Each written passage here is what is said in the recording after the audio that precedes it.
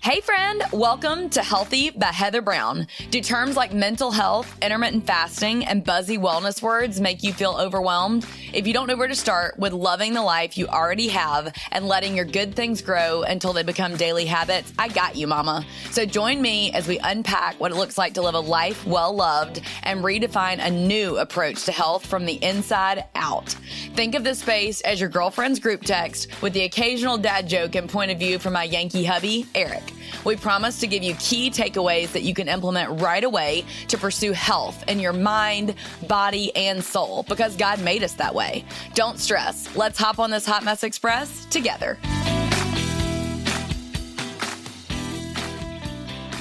Hello, girl gang, and welcome back to another episode of Healthy by Heather Brown. Today, y'all, is about to blow your flipping mind, just like it has been mine the past few weeks, y'all. I brought on and don't tune me out when I say this, a breathwork guy. Get ready. He is incredible. His name's Campbell. And if nothing else, you're going to want to listen because he's got an Australian accent that is super cool. He lives in Hawaii. He's a dad. And y'all, he's going to talk with us about how to handle not only just breath work, and you might think like, oh, that sounds so out there and so yogi and so all the things, but no, y'all, he's going to talk with us about when your toddler is throwing a tantrum. How do you practically deal with that, and what can you do in your body to help you calm down and really effectively deal with it as a tool? So without further ado, Campbell Will, welcome to the show. Thank you so much for having me, Heather. I'm pumped. You're so very welcome. So Campbell, tell everybody a little bit just about how the heck does a guy get into breath work? What is your story of how this all came into being such an important part of your life?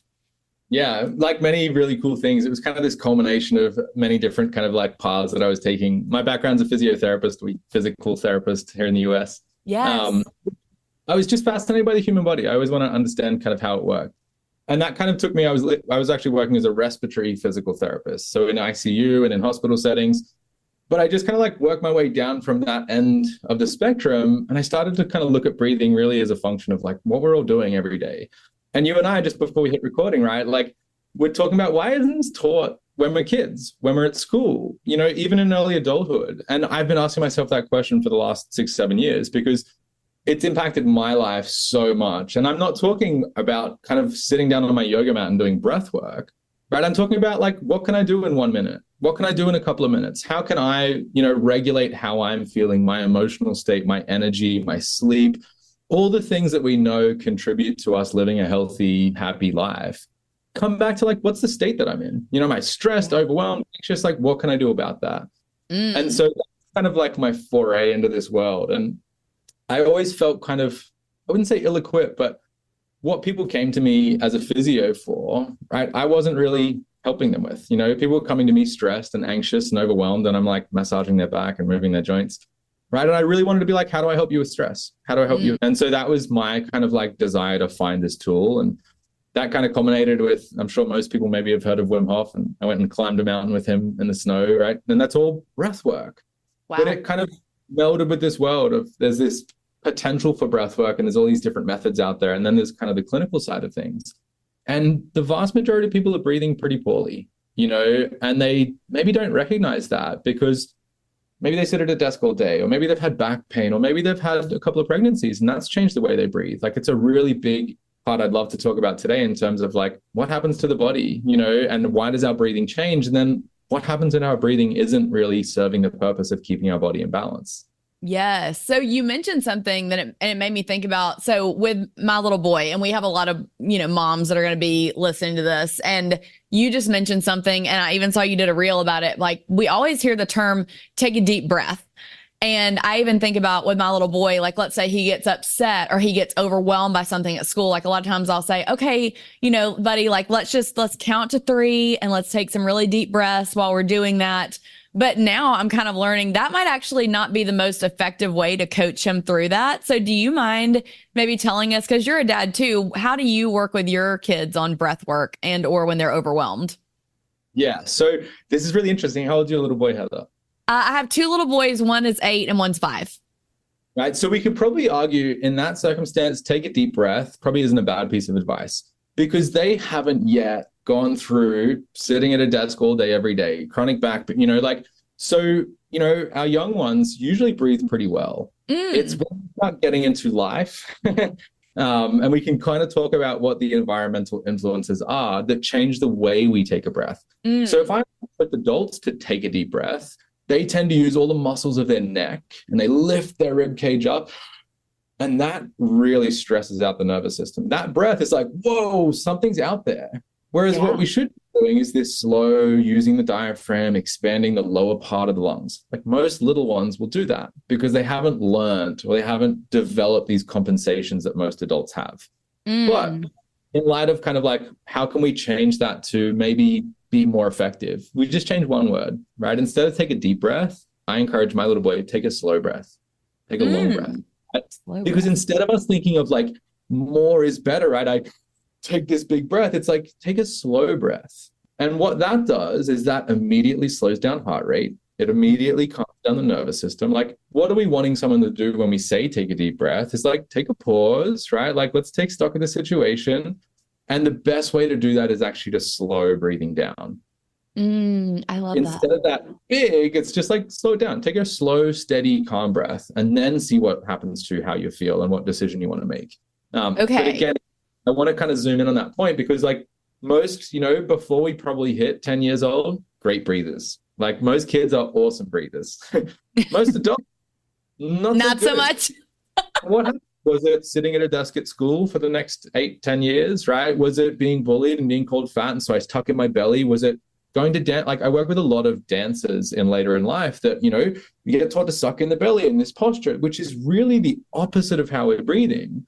And breathing something we do 25,000 times every single day. Dang. Right. And so you imagine like this little tweak in my breathing because I've learned to hold my breath or I was scared, done hundreds of thousands, if not millions of times over the next couple of years, starts to really impact the way that my nervous system responds to my breathing. Okay, hang on. Take it down to basics for us. For people who are like, what is a nervous system? Well, and you mentioned earlier, just basic factors of things like stress, anxiety. A lot of times people feel, and I just was looking at your Instagram stories because I've been deep diving all the things that I wanted to chat with you about today. And I think you said another factor can be pain. And then what was the fourth one? Energy. Okay. So will you explain a little bit about the nervous system and what these four factors are? And because you explained it so brilliantly with inputs and outputs. And I was like, gosh, I want to hear more about that.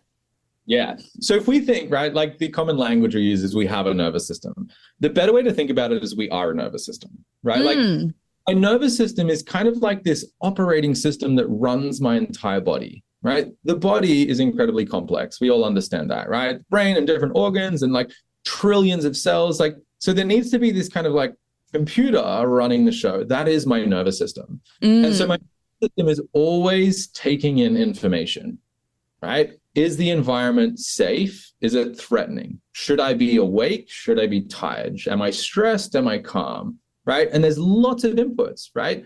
Noises, my senses, what I'm seeing. But really the big one that I think we forget is what's the internal environment? How I'm breathing, right? All right, well, my nervous system, like something must be happening. Why are we breathing like that? Because evolutionarily, when my breathing changed, it was because something caused it to change. I'm running away from a tiger. I'm breathing quickly. I'm sitting with my tribe around the fire. I'm breathing slowly. And so my nervous system responds to changes in my breathing more than anything else. Okay. And so if we then think about, right, like my nervous system is a system. The inputs to that system is what am I sensing, right? Like my posture, my movement, my breathing, what's happening around me. I'm in a social situation. Are people yelling at me? Am I rushed? Right? And then it gives us this output, and this output being this state that I'm in, right? Everything that we say, right? I'm feeling tired. I'm overwhelmed. I'm feeling anxious. I'm upset. I'm excited. I'm feeling grateful. They're all states that we experience. And those states are characterized by the nervous system, right? Yes. We change our posture, we change our breathing, we change our physiology, we will have a change in that output, right? If I asked you right now, Heather, this is super interesting, and anyone that's listening that isn't driving, for example, if you kind of like drop your chin down to your chest, you round your shoulders, you put your hands in your lap and you kind of look down and you breathe shallow, within a couple of minutes, you're going to feel kind of down, maybe a little bit depressed. You start thinking of stuff of like, and if I ask you, open up your chest, draw your shoulders back, tuck your chin and grow as tall as you can and breathe a little bit deeper, you'll start being like, oh, I can get this stuff done, like, and so we kind of like have this input and output. And so often we're trying to change the output. Why am I stressed? Why am I thinking negative? I should be, more grateful. But recognizing that output is a reflection of like, what's going on internally? How are you breathing? How are you sleeping? What relationships? And so we can change a lot of those inputs. The big one that I find most people miss is like changing the thing that you're doing 25,000 times every day. Because if you're doing that in a way that signals to your nervous system that something threatening is happening, then your nervous system is going to prioritize survival, right? The sympathetic nervous system, the fight or flight state, I can keep myself in that state because I'm breathing in a way that my nervous system's like, where are all the tigers, right? Like we seem to be running away from stuff all the time. Yeah. And to make it a little bit more relevant, when's the last time you had a tiger come out of the bushes at you, right? Probably never. Never. Open up your laptop and there's an email from your boss and there's a deadline and the kids are late for school and all of these other things. My nervous system doesn't differentiate, right? It's kind of like generic. It responds to certain inputs. And so my boss, my deadlines, my work, my finances, my relationships, all these things can be the inputs and my nervous system's responding like the jungle has turned on me, right? Yeah. Now, it's like, we just got to survive. We're not prioritizing thriving and feeling good, like feeling happy and motivated. That's not the primary goal of your body. Primary goal of your body is stay alive. Stay safe, stay alive. And so that kind of changing of what my nervous system is responding to allows us to have a little bit more influence over how I'm feeling, right? My emotional state, my energy levels, my pain, my stress, and those kind of like big problems that I think most of us face on a day-to-day basis. Yeah. So one of the things that I wrote down that you had written in a caption recently was one of the best things I've learned to do for my son is manage my state. And I related so deeply to that. And I think that most of the women that are listening are going to be like, yeah, I want to be that mom that's more calm and isn't always, hey, we're late and everybody get the car and you forgot your lunchbox and you just get so frantic and in that moment. So what would you say, Campbell, are some tangible ways that you can, when you start to feel that pressure rising and you're late and all the things, how do we breathe that helps us regain control of that state? Yeah, such a good question. And just to bring that point back, managing our state is the best thing we can do for our kids, especially before language. Our little boy is nearly 2, like he's talking, but like I can't have a conversation with him. Yeah. He reads my state, and if I think back to when he was 3 months old, 6 months old, if I'm like agitated, he's agitated. If I'm like super chill, he gets super chill. And that was, to me, the biggest lesson of like, oh, it's really important for me to look after my state, right? Because he's got nothing else to go off. He can't, right? He can't see it's just like, what's dad's energy, right? And if dad's frantic, he's like, okay, something must be, something's causing us to be frantic. The tiger's coming. The tiger is coming. Why do we learn certain rushy to-do, go states? It's like, all right, we probably learned that pretty early in life. Yes. And so being that like, okay, maybe I can keep myself in check and that's going to help my kids, right? Maybe feel a little bit more calm. And so coming back to kind of the what do I do? The biggest thing that I think we skip over is awareness, right? Notice how you're breathing. Notice how you're moving. Are you running up the stairs and grabbing all this stuff? It's like, okay, again, my nervous system's like, we must be in a rush. There must be something, there must be pressure, right? Yeah. And the difference between me moving intentionally and me just like flying up the stairs and grabbing the bags and running downstairs, right, is, okay, there's a change in pace. How am I breathing? Am I breathing at all? A lot of people hold their breath, right? I'm a bit rushed or someone's saying something and I hold my breath. What does that signal to my nervous system, right? We need to be panic going on, right? Like I've stopped breathing so I can be more alert of what's going on, right? Like imagine again, you're back in the jungle, you hear a twig break. It's like, stop breathing and make sure that is not a tiger, And so it's this constant, like getting me back into a state of alertness. And so the first thing I would encourage everyone to do is like, try and like build this muscle of awareness. When you're feeling stressed or anxious, just try and notice, like, what does my breathing feel like? Don't label it good, bad. Don't fix it. Just try and build like, this is how I breathe when I'm stressed. Also, when you're chill, right? You're hanging out with your kids and it's like, how are you breathing then?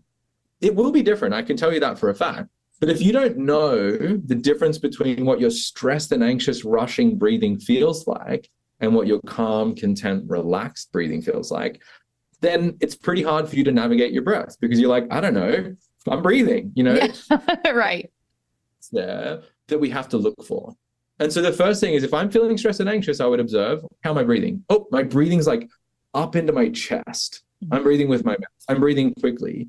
And then a simple kind of thing is like, okay, do the opposite. You know, if you're breathing up into your chest, try breathing down low into your belly. If you're breathing quickly, try and slow down your breath. If you're holding your breath, stop breathing, right? And this seems really simple, but that's the point. You don't want to have a 10-step breathwork practice when you're trying to get the kids in the car, right? Yeah, for real. Take a nice big sigh of relief. Let me take one slow breath just to kind of inform my nervous system, hey, we're good. Yes, there is a time crunch, but we're not going to die, right? Like now I can move a little bit more intentionally, or I can, you know, all right, this is what needs to happen. This is where we're going. And so it's these little moments of reset. Look, 5 minutes later, you might need to reset again. It's not a one and done kind of thing, you know, and it's not that you did anything wrong if a few minutes later you're like, oh, I need to hit the reset button again. Sometimes I hit the reset button 100 times in a day. And that's not a failure, you know. It's like I try and see that as cool. I caught myself 100 times and I course corrected. Like that's a win for me. I used to frame that as like, oh, I should be doing better. But me just didn't notice that I was veering off course. And then, you know, I overreact or I snap or I dissociate or I do something that maybe is just not as effective or is maybe not the best option. But now I'm like, course correct. And I don't snap and I don't overreact. And it's like the end result of that, I'm like, cool, I'm glad that I caught myself veering off track so many times because I could do something about it. And Campbell, I think you'll obviously have a different experience because you're a different human being and all the things. But when your kids get older too, I think that a really powerful thing that you're getting to pass down to them, we talk about this on the show often, is generational health. And that doesn't mean just physical health, but also you're teaching your children, if they see you pause and slow your breathing down. And at my stage in parenting, I'm able to say, I actually had to do this week. Hey boys, I'm really sorry. Mommy lost her temper with you a little bit. I didn't outright yell at you, but my voice wasn't the way that I would like for it to sound, to be loving and forgiving.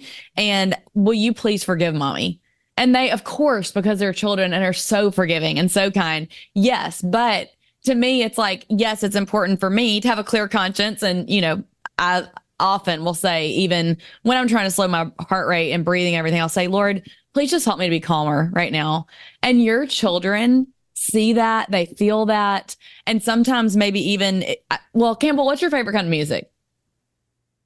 Old school hip hop. Yes, I love it. Me too. When I want to dance. Yes.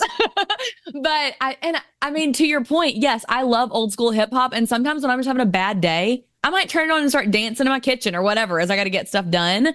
But a lot of times in the car with my boys, it'll be Christian worship music. And so I'll put that on. And it kind of also just sets this tone of like, okay, we don't have to be in a rush. It's okay. Let's think about what's important.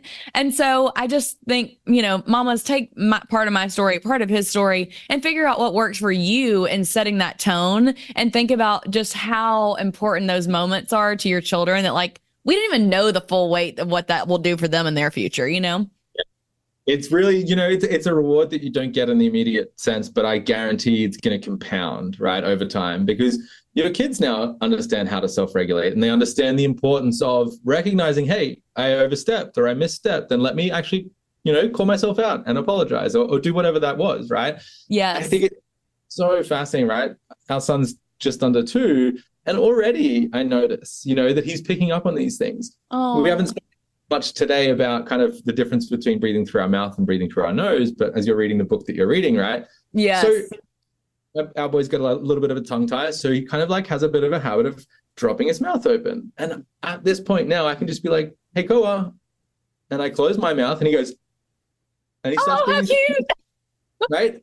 And it's so interesting to me because I understand what's happening in the brain with that. Like that time he closes his mouth and goes back to breathing through his nose is like this little neurological groove. And it's very faint, but every time we do it, we carve it out a little bit deeper and a little bit deeper and a little bit deeper. And I know the impact of lifelong mouth breathing versus lifelong nasal breathing. I was a mouth breather my entire life until probably 5 years ago. And how my health changed from that one simple change from being a, you know, dominant mouth breather to a nasal breather is like out of this world. Campbell, And so please share about that. I wanted to get into that at some point during this episode, but my little boy really struggles with mouth breathing as well. And I actually am even trying at the gym to stop mouth breathing when I'm so out of breath. And so, but I was floored. So the book we're talking about is The Oxygen Advantage. What is the author's name again? Patrick McKeown. And y'all, he's blowing my mind. Like, I'm literally reading this book, and it's very, like, you do a really good job of making these things so tangible and understandable. Sometimes I feel like when he's talking, I'm like, I'm gonna have to re-listen to that because I'm a little bit lost in the weeds. But it's literally blowing my mind about the development of your kids and your health. So please share your story and then kind of explain what the importance is of not mouth breathing. Yeah. So when we look, we can kind of go through different stages, but developmentally, right? When we breathe through our nose versus our mouth, it changes our jaw structure. Like it's really that important. There's another fascinating book called Breath by James Nestor, which, as you're kind of, foraying into this world, will blow your mind even more. He did this experiment on himself that for 10 days, he plugged his nose, right? He put these little silicone things and he only breathed through his mouth. He developed diabetes, hypertension, sleep apnea. His snoring went up like 500%, like his blood sugars. He was literally like, they were like, stop this experiment. Like you're ruining your body. It was what? And then, my gosh. Right? Where unless he was eating or talking, his mouth was taped closed and he only breathed through his nose. He reversed the diabetes, the hypertension, the obstructive sleep apnea, like everything went away. Dang. And it was this really like clear, okay, this is why this matters. But if we go back to our developing children, like when I'm breathing through my nose, it creates a bigger airway, right? When I'm breathing through my mouth, this airway shrinks. You don't use it, you lose it. And so when we start to breathe dominantly with our mouth, it changes coming back to the nervous system. Breathing through my mouth is kind of like something's happening, right? You don't breathe through your nose slowly when you're running from a tiger, right? So mouth breathing is like something's going on. We need to be alert. We need to be active. We need to be in that kind of like survival state. Sure. But it goes as far as the immune system, right? My nose has more hairs in it than on top of my head. Pretty gross to kind of think about, but these tiny little microscopic hairs. Dang. Job of those is a filter. It traps all the stuff that's in the air that we can't see. There's pathogens and bacteria and viruses, right? That my nose is the first line of defense. It also has this kind of immune system lining, right? They're called the mucosal lining, which is like, we actually mount an immune response inside our nose, right? So something gets trapped, my body's like, boom, get that thing out of here before it gets into my body. Okay. Breathing through my mouth, we do not have that filtration system. So now it's in my body, right? Now my body, my full systemic, right? The whole immune system has to get involved. Wow. We don't really want that, right? No. It slows down this really interesting when we look at things like ADHD, right? Nose breathing creates this kind of like congruence is probably the wrong word, but like this coordination of the brain. We put people in a brain scanner and get them to breathe through their mouth, and the brain activity is like, dum, dum, dum, dum, dum, dum. It's like chaotic. Wow. You get that same person to close their mouth and breathe through their nose, and the brain kind of like syncs up. There's this coordination. They've done studies on learning, on memory consolidation, on attention control. Breathing through our nose is like this, right? It's this like, dang. Wow.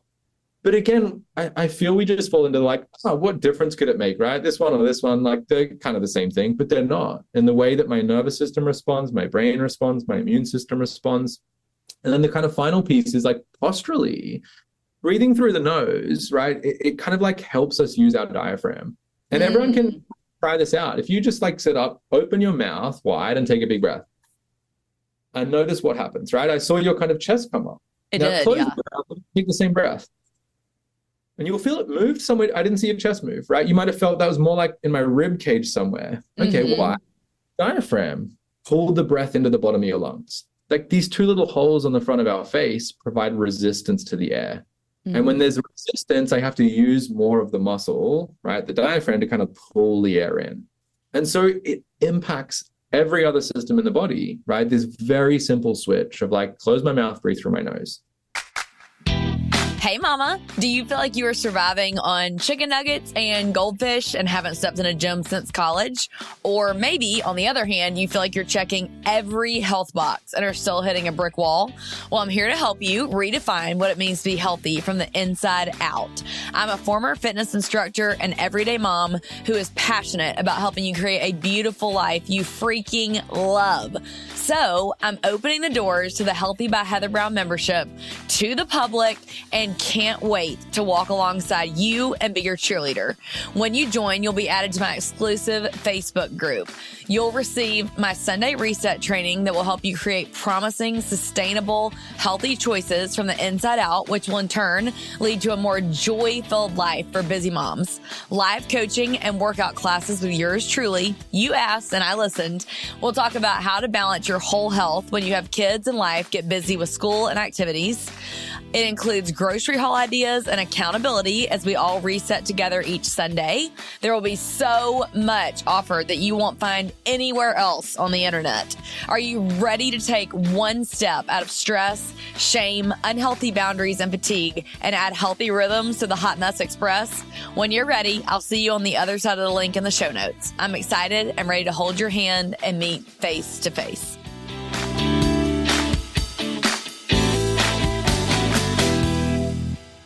Dang. Now, we can breathe through our mouth, right? Laughing, crying, singing. You get a sinus infection. Exactly. Like we've got a backup system. And it's also what our mouth is for, right? Is communicating. It's for expressing. It's for verbalizing. It's for like these other things. You can't take a sigh of relief through your nose. You can't go on breathing. And so it's not to say like never open your mouth. But again, let's think about what am I doing 25,000 times a day? Right? There's a big impact. If am I taking 95% of those breaths through my nose? Awesome. Let's say I'm doing high intensity exercise. Pretty hard to breathe through your nose. Yes. Right? But as long as I'm kind of like intentional, like, hey, I'm doing this 30-minute workout and maybe I'm going to breathe through my mouth. As soon as I'm finished, I'm going to make sure I get back to nasal breathing. I'm going to pay attention to it. Right? While I'm eating, while I'm talking, I'm breathing through my mouth. That's fine. Like, I don't want to demonize this backup system we have. But in terms of the impact that it has long-term and accumulatively, like it's so, so helpful for, I would almost everything to breathe through our nose rather than our mouth. Wow. Now, what is your, because, and I will say this is something I wasn't sure if we had time to get to today, so you can make it abbreviated if you need to, but you mentioned the mouth taping. And that is one thing that I was specifically asked about to cover on this season is, you know, what is the deal with everybody talking about mouth taping right now? So do you recommend it? Do you use it? Is there a tape brand that we should know about? Tell us all the things. Yeah. So I do recommend it with a caveat, you know, okay. If you don't do anything during the day, if you don't focus on your breathing, you just put mouth tape on at night, it's just another Band-Aid, right? You're not correcting why are you breathing through your mouth when you're sleeping, right? It's like, it's an output of a system. And so I can kind of just like close that with some tape. And some people will find it works and they get good results from it. Most people wake up in the morning, the tape's like on their forehead or something. Like they've taken out, they need to be mouth breathing. Why I open my mouth is based on physiology or chemistry, right? Like my body's trying to get rid of carbon dioxide. And so if I just close that off, my body's going to find a different way to do it, which is like wake you up, take the tape off and go back to what I'm doing. And so if I'm breathing through my mouth at night, it's very likely I'm breathing through my mouth during the day. So let's fix the daytime when we've got our conscious awareness first, and let's use mouth tape to kind of support that process. So I think in and of itself, it's not the solution. It is really helpful once I start paying attention. And you know what? Maybe I reduce my exercise intensity so I can keep my mouth closed. Maybe I'm paying attention to doing nasal breathing throughout the day, right? Then adding in mouth tape at night, like, yeah, you get an extra 6, 7, 8 hours of nasal breathing every single day. So of course, it's going to kind of accelerate the progress. In terms of like what tape to use, honestly, I just go to CVS and just get the little, it's called micropore tape, right? It's usually like for wrapping bandages and just the thin one, you know, it's probably like the width of my finger. Okay. And when we talk about mouth tape, right? We're not like taping the mouth closed. I put a little vertical strip of tape here. I can like if I like, you know, I can still breathe if I had to, because some people get a little bit like, what if I forget to breathe and I just don't wake up? I'm like, you got a backup system. Wake up. You just, people are like, I don't know about that thing, like taping my mouth closed. Am I going to wake up? I'm like, you'll wake up. I promise you'll wake up. I promise you. But it's not like, this feels really claustrophobic. You tape your entire mouth closed, tell me how it feels. You're like, oh, yeah, because your body's like, you just took away my backup, right? Mm-hmm. All we're trying to do is provide a little seatbelt, right? When we fall asleep, our breathing slows, our body relaxes. If my jaw has a tendency to fall open, I'm going to breathe through my mouth, right? So that little tape's there just to prevent my mouth opening. It's not to seal off my mouth. It is just to like keep my lips gently closed. So just in case you're not seeing him, you're not watching this on video, he is not taking the tape all the way across his mouth horizontally. That's the no he's saying. He is saying take a little piece and put it in the very center of basically your Cupid's bow down over your lips vertically. Yeah. I had to really think about how to say that. Nose to chin. Yes, thank you. And a really big piece of advice, right? If you're going to try this, try it before you go to bed. Right? You're reading at night, pop it on then, get used to it. Put it on for 10 minutes and see, like, can I tolerate this? The other thing I often get people to do is like, during the day, if you're like at home for the day, maybe you're unpacking the groceries, you're cleaning the house, whatever, try and pop it on then and see if you can tolerate breathing through your nose while you do really mild physical activity. Right? I'm around the house. I'm like, if you can't, it's unlikely that tape's going to stay on during the night. So It's like, I got a bit more work to do, like let me focus on, we can do some breath holding practice. I can do slow breathing. I can breathe nasally while I'm walking. Like I'm going to build my capacity during the day until I can get by 10, 20 minutes with my mouth tape closed and it doesn't feel like I'm claustrophobic and I'm like wanting to get this tape off because you won't sleep that way. Right. Yeah. So it's like do a little bit of the work during the day and then pop it on at night. And most people, it'll probably take you 3 nights, right, before you actually get through the night with it on. Okay. I would wake up and it's like on my chest or it's on the pillow or it's on the floor. But then like the 4th or 5th night, I woke up, I'm like, whoa, I've never felt like this, right? Like, because I was so used to waking up and being like, I need 2 cups of coffee. I just feel like, oh, I'm a slow starter. No, it wasn't. Oh. So it was taking away your grogginess in the morning. Yes. Because let's come back to nervous system, right? When I'm breathing through my mouth, my nervous system is perceiving something's happening up there. So I don't actually get into this really deep state of sleep. It's kind of like I'm asleep, but my nervous system's like ready to be like, oh, where are we going? What's happening? What was that noise? So that kind of restless sleeping. And when I started to sleep through with my mouth tape closed, I would wake up feeling rested for the first time. And I was like, this is how other people wake up? This is how it's supposed to go, huh? I used to wake up feeling like I could just go back to bed, right? And then when I could actually sleep through the night with my mouth closed, I wake up, I'm like, I'm ready to go. I feel differently. And I would wake up with cracked lips and my mouth was dry, my throat was dry because I've been breathing through my mouth all night, And so that simple act of just changing mouth to nose, I would wake up different person. That's incredible. So I know that you just told us that big change, but I don't think we ever got into it. I'm sorry, I took us down 14 rabbit trails, but we never got to what were all your changes that you noticed when you started implementing this practice? Because you said it pretty much dramatically changed your life. I'd love to hear your before and after story. So the biggest one was sleep, right? Okay. I would wake up and be like, I'm good to go. I didn't need the 2 coffees. I wasn't groggy. It wasn't like a slow start of the morning. I'd wake up and I'm like, what are we doing? Yeah. I would become way less reactive.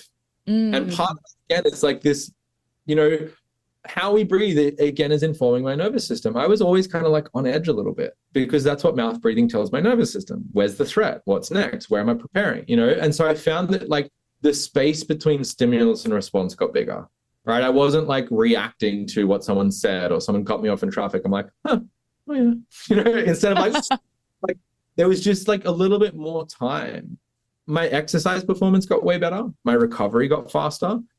Now, not just tied to nasal breathing, but I found that I lost a little bit of weight. I was doing other things as well, but we can actually, there's really good research to show, right? Nasal breathing causes us to burn more fat. Mouth breathing causes us to burn more carbs, right? And so like we've got plenty of energy stored in fat in our body, but we don't use it if we're breathing through our mouth because mouth breathing says short term, I need energy, just burn the sugars. Right? Instead of nasal breathing is like, we're going to do this for a while. Let's burn the fats. That's like my longer term energy storage. So I had more energy, performing better, recovering faster. Sleeping was like 10 times better. And I think that's the big thing that I was just like, I feel like a different person. Wow, that's incredible. Now, unfortunately, we're quickly running out of time, but I do want to have you, because you mentioned something that I was like, that is earth shattering to parents to hear this, have kids of ADHD. But I'm like, so that you said that, and I know that's probably a whole nother podcast episode. So if they don't know where to start with looking for kids that are struggling with ADHD, do you have some resources that they could dig deeper into what you were alluding to? So maybe I can send them to you, Heather, because like I've left a bunch of websites now. But the biggest thing is I would kind of suggest is one is my kid mouth breathing. Okay. That's the first thing we need to correct, right? I'll send you literally the symptoms of mouth breathing and the symptoms of ADHD are the same. It's really scary when you look at this infographic. You're like, does my kid have ADHD or is he a chronic mouth breather? Dang. Right? Like, this is not to say, I want to be very clear that I'm not saying like all ADHD is caused by mouth breathing. There's obviously it's factorial. Sure. But here's this really low hanging fruit. What if we corrected the way that our child is breathing 20,000 times a day? Does it have an impact on their attention, their focus, their behavior? I would be pulling that low hanging fruit before I did anything else. You know, I wouldn't be jumping like, let's try this first. Yes. This thing is, once we've gone from mouth breathing to nose breathing, is can we actually have a slow breathing practice, right? Again, don't worry about breath work. Breathing in a steady, slow rhythm slows down the brain in everyone that has a brain, right? It's not like selective. Slow breathing slows down brain waves. Full stop, end of story. It improves the connectivity in areas of the brain. And so what if we as a family, you know, did a 5-minute slow breathing practice together in the morning and in the afternoon? Before we rush out the door, let's all do our breathing practice. You know, it might sound a little bit like, oh, well, I don't have the time. But once you start seeing the return on that investment of behavior, of attention, of learning, of memory, you're like, that 5 minutes is worth it, you know? Yeah. So then the final thing, which is always controversial, but we got to say it, is screen time, right? Yeah. You know, these things are kind of like hand in hand. What happens, this is really fascinating, and we probably don't have enough time to dive fully into it, but we have this natural mechanism in our body that we sigh about 10 to 12 times an hour. Natural response, it's part of the body's healthy functioning. What it's doing is it's normalizing blood chemistry. It's also reinflating the lungs, right? Super important that we sigh. They did this study. The moment someone is looking at a phone, that sigh is suppressed. We don't sigh anymore. What? Oh my God. So again, like how much of environment inputs, right, is disrupting the natural functioning of my body. Maybe the fact that I'm not sighing for the next 30 minutes is enough to put me into meltdown zone, right? My nervous system is so strung out that you saying I can't have the cookie, right, is enough for me to throw a tantrum, right? Maybe that's a nervous system thing rather than my child has got bad behavior. So I would encourage, right? And again, this is not say, hey, screens are bad, take it, like, do what you got to do, right? Like, sure. I'm a parent, I have nephews and nieces, like, I get there's like time and place, and it's not as simple as just like no screen time. But if I'm like trying to see a measurable impact, like, can we go for mouth breathing, no nose breathing? And I'll send you some like how-tos, right? So when you guys are listening to this, scroll down to the show notes and I'll link up everything that he's talking about too, so that you guys can go do your own research as well. Yeah. And then can I have a, you know, intentional slow breathing practice? And the best thing to do is lead by example. Let's do that as a family. You're going to get benefits too. Like, it's not, no doubt. We all need it. You know, we need 5 minutes of breathing slowly to help our nervous system. And then the final thing is I would just look at the relationship between screens and behavior. Because again, it's not necessarily that screens are bad per se, but what do they do to the nervous system, right? When, again, what does it do to attention? What does it do to focus? And how does my nervous system and my physiology respond to this input to my nervous system? And so that would be where I would start. And honestly, each of those things will give, you know, incremental results. And when we can combine all three, we often are like, whoa, there was a big dramatic change there. Yeah, that's incredible. I feel like you've given us so many practicals today. I can't say thank you enough. So Campbell, when you were talking about that, one practical thing that I learned from an older parent than me that has revolutionized our game when it comes to our kids and screen time. And it's what you're saying. Like, I don't know why the television doesn't have the same effect on, the breathing and all the things, like when you're hunched down and just general demeanor. But we do allow our kids to watch TV some during the week, but we only do the iPad or a screen time on the weekends. And then that way we're not even getting pelted with the question during the week of, can I have the iPad? Can I have no, it's not Saturday or Sunday. So it's like, you can keep asking, but I've answered it once. I'm not going to answer it again. And that really was a game changer for us. I know everybody's different and that may not work for you and your family, but maybe you could even think about setting up different days of the week that it's allowed or not allowed so that it takes the constant pressure off of you of all the questions. And can I just add to that, is like coming back to this conversation about the nervous system, right? My eyes are an extension of my brain. They're not like they are the brain, right? They're a little like outcrop of the brain. And so visual system is one of the biggest drivers to like, what is my brain perceiving? The difference between me sitting on the couch, 10, 15 feet away from the TV is I have all this other visual information, right? I can see my peripheries. I can see the rest of the room. It's way less arousing to the brain than this thing that's 6 inches from my face. I'm holding an eye. It forces me into what's called focal vision, right? I'm focusing on something. Again, let's think evolutionarily, right? You're being attacked by a tiger. You're not paying attention to the trees around you. You're looking at the tiger. Right. And so when we force our vision into this, I'm looking at something really close and I'm paying attention to it. It increases the arousal in the brain. And when we look at something like ADHD, like you start to see this like, maybe that's a question I should be asking, And like you found the immediate results from that. The difference between an iPad and a TV is pretty vast. And they could be watching the same thing. It's how far away it is. It's what visual field is inputting to my nervous system. And then the nervous system output changes. I have not heard that before, but it makes sense. When you're talking, I'm like, yeah, that makes sense 100%. So yeah. Well, Campbell, this has been a true delight. I have been geeking out the whole time you've been talking. I've been furiously taking notes as he's been talking, y'all, so amped on it. So Campbell, tell everybody if they want to learn more about how you could help them either with their own breathing, with their kids, anything having to do with getting deeper into maybe healing some of the symptoms we were talking about earlier, anxiety, depression, ADHD, whatever it is. How can they get in touch with you and find out more? Yeah, best place to find me is on Instagram. That's where I put most of my stuff. I'm Breath Body Therapy. And I honestly encourage people, as you can tell, I'm pretty passionate about this stuff. And if you've got a question, my inbox is always open. And I really mean that. I don't just say it. I spend a lot of time just replying to people hey, would this help with this? Or my kid's going through this, or I have this issue with that. And I'd love to point people to resources. I have a kind of 5-week self-paced program that kind of be hey, if you do deal with stress or anxiety or pain, this would be a great place for you to start understanding what eating is contributing to the things that you're experiencing. And so kind of all that, but best place to find me is Instagram. And I really encourage people, I don't bite, reach out and ask any questions. And, the piece that I would encourage people to leave with is just walk away from this conversation with that little bit of curiosity. I wonder if, my breathing is contributing to X. I wonder if, changing my breathing might help me with. It doesn't have to be me telling you it's going to work, right? The best way to explore that is to be curious and to do some trial and error.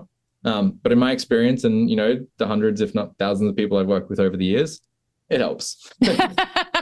Well, amen. I think that that's so cool. And in fact, I'm he's being nice about it. I'm going to say, I personally issue you a challenge that if you've listened to this episode today, by 24 hours from now, I want you to set the timer and try a 5-minute session of you or you and your kid or you and your spouse.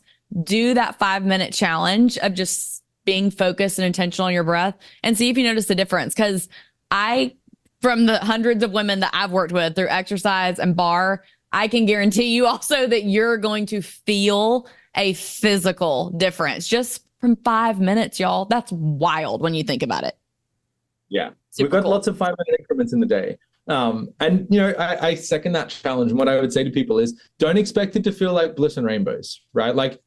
That first 5 minutes you do might be really challenging. Just the first 5 minutes you jumped on an elliptical or you lifted some weight. It was painful. It was hard. It was work, right? This is no different. And so people sit down and they think this is going to be 5 minutes of wonderful bliss meditation. And they're actually, my mind is super busy and I feel fidgety. That's normal, right? That's you learning.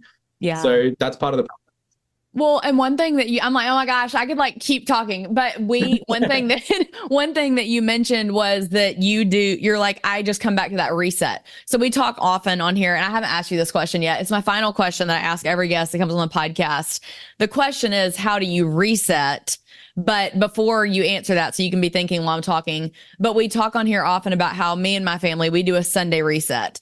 And probably the hardest part of my Sunday reset each week is that I try to be still for 10 minutes, no device, no nothing, just me and my thoughts, being slow, breathing, through my nose, and just being like, okay, what does this week have coming up ahead? What do I need to reset? Where am I weak? What went well last week? What didn't do well? A lot of self-reflection, a lot of like, okay, I finished that Bible study. What Bible study do I think I might want to do next? It's being so intentional in that time. But the hardest part for me is like, I love to plan all the things. I'm like, oh yeah, let me get on Amazon and order my Bible study. Let me do da-da-da-da. Let me make my meal plan, because that's action. It's hard to sit still. And I think that's what he's saying, though, is that mentally it's going to be a challenge, but it's going to be so good. So good. Okay. So now you've had time to think, Campbell. How do you reset? And it could be daily or weekly or whatever, however you want to interpret your best way to reset. Honestly, I have a little bit of a daily, weekly, and monthly. Because yes, bring it. My day is a little bit different to the end of the week. So my daily practice, like I have 5 minutes in the morning, I have 5 minutes at night. That's it. Because I have a kid and a business and other things, right? Like I'd love to do an hour, but I don't have an hour. And so setting that unrealistic expectation hurts me, right? I'm like, I'll do 5 minutes in the morning, and I do it in front of a red light. I try and like stack as many things as I can. But that 5 minutes is very much like, in the morning, it's like, what tone do I want to set for my nervous system? How do I want to move through today, right? And at the end of the day, it's reflection. And it's also like preparing myself for rest. Mm-hmm. Once a week, it's a little bit more like you were saying, right? It's like, I want some intentional time away from laptop, phone stuff. I really try and make sure that that's in nature, whether that's sitting on the grass outside of a house or whether it's going for a hike. And then just not talking, not doing anything, just being connected to something that's not myself, my business, right? It's that bit of a bigger picture. And then on the monthly, it does involve, a longer, more kind of dynamic breathwork session. We spoke a lot today around the functional pieces of breathwork, right? What can I do here and there? But we didn't talk about, what happens when you sit down and do 45 minutes of intentional breathing. Like some of the most transformative, most impactful experiences I've ever had in my life come from like long sessions of breathwork. And that's when I have the insights and the intuitions and the memories, and like I get flooded with emotions. And so I really try and like set myself a little bit of almost a bit ceremonial, like, hey, once a month, I'm going to dive into that more altered state of my consciousness, right? Where it's not just me doing all the stuff. It's like, knock that out and see what comes up. And so that's like, I need to do a little bit every day. I do a bit more every week. And then once a month, I set aside some time and kind of jump into the deep end. Cool. I love to hear everybody's answers because they're so different. That was really good. I love that you also gave the example of it, like for you, if you're listening to this, it might not be able to be 45 minutes. Like, thank you for saying that practical. You're a dad, you're a business owner. Life is busy, but you're finding those pockets that work for the season of life that you're in. And I also think one thing that's come up for me a lot recently, I've had this season of pruning and hard for the past several years, just deaths in the family, all kinds of things.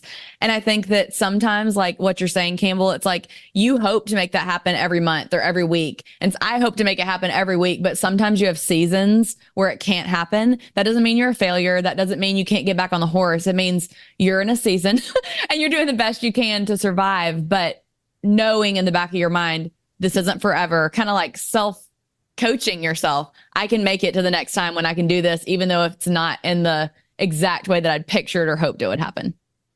Yeah, I think that's so powerful. The way I always frame that is like, I've got a time for flow and I've got a time for go, right? Like, I like that. And it's just embodying that, because sometimes I'm in a state of flow, but I'm like, I should be doing all the stuff. Why aren't I being more productive? And I'm like hard on myself. I'm like, oh, I'm in a little bit of a flow state. Like, I'm just going with that's okay. Because I know that I'm going to kind of like dip back into like the productive mode, where I feel I'm crushing stuff and doing it and then in that state, I don't feel like chilling out. So it's like, it's taken me a while to learn to like, hey, I have this natural up and down. And the more I can get in alignment with that, rather than trying to force myself to do something when I'm in the wrong state, like it just made me feel so much more comfortable with like, okay, I'm in a bit of a flow period. Like, I'm going to take it easy. I'm not going to push and try and do everything. And I know that next go period is coming back. And that's when right. I can try and be productive, get all the stuff done, and maybe even be a little bit, not harder on myself, but like, now's the time to do stuff because I know I'm going to go back into flow soon and slow things down. Yeah. So that's really helped me. Yes, for sure. Well, I love it. Well, thank you so much for coming on today, Campbell. It was awesome.